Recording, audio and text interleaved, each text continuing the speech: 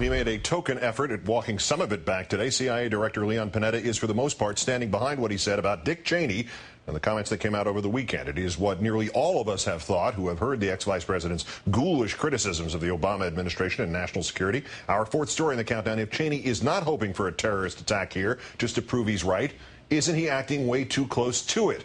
On May 21st, Mr. Cheney said in a speech to the American Enterprise Institute that America was less safe because of President Obama's war policies. Mr. Panetta, responding to the Cheney speech, said this later that day to a reporter from the New Yorker magazine: "I think he smells some blood in the water on the national security issue. It's almost a little bit gallows politics. When you read behind it, it's almost as if he's wishing that this country would be attacked again in order to make his point. I think that's dangerous politics." Mr. Cheney hit back immediately at Mr. Panetta. "I hope my old friend Leon was misquoted. The important thing is whether or not the Obama administration will continue policies that have kept us safe for the last 8 years.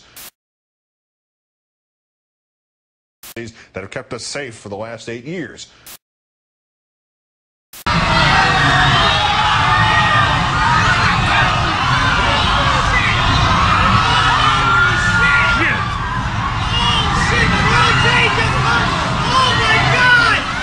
Director Panetta, speaking through a CIA spokesman, backpedaling a bit on the director's remarks. The director does not believe the former vice president wants an attack. He did not say that.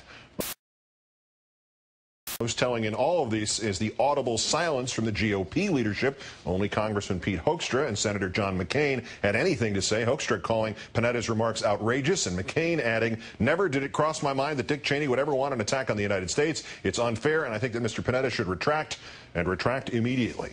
HuffingtonPost.com contributor, MSNBC political analyst Lawrence O'Donnell joins us now from Los Angeles. Lawrence, good evening. Good to be here, Keith. Cheney attacked the administration on this for weeks, and before that he attacked the Obama transition team, and before that it was the Obama campaign, and before that it was just any Democrat he could think of. Now Leon Panetta takes him on. Why him? Why now? Well, this interview was conducted the day that Dick Cheney gave that speech. Leon Panetta was just returning from attending President Obama's speech, which had preceded the Cheney speech. I, for one, shared what is apparently Leon Panetta's outrage at that Cheney speech, and I had a chance on this network to make that very clear that day. And so what Leon Panetta said is he was struggling, I think, as many of us were, with in a sense, the shock of that speech. What is this man trying to say? What does he actually want? And Panetta says that it is almost, and he uses the word almost twice, and he says it's a little bit like, he uses conditional phrases like that, which are very clear to me, and where he's saying you get the feeling in here that the only thing that could prove the vice president right is another attack on this country, if you would take that as proof. And so Panetta was doing that thought exercise live with a reporter having just returned from listening to that speech. Maybe if he had a day to think about it, he would have found something less controversial to say about it, but it's a very understandable reaction where I'm sitting. Does the walk back sound a little odd? The CIA spokesperson said he meant it in the subjunctive case. It's almost as if Cheney wanted, meaning he doesn't think that's what Cheney wants. Did somebody in the White House tell him walk it back a little bit, or is this really a clever way, kind of the way the Republicans always said afterwards, well, I didn't mean to imply there was any connection between Saddam Hussein and al-Qaeda? I think this is very different from the Republican model on that. This is stressing what he actually said. They didn't walk back or take back a single word. They simply stressed, as I've just done, that word almost, which appears a couple of times. Almost is not, if I'm almost dead, I'm not dead. And so almost is one of our most important words. And they're just stressing that it's present there, and Panetta didn't say it as an exact description of the vice president's motivation. He said it, I think, as a mystified listener or a reader of that speech, saying, what is it that's going through this guy's mind?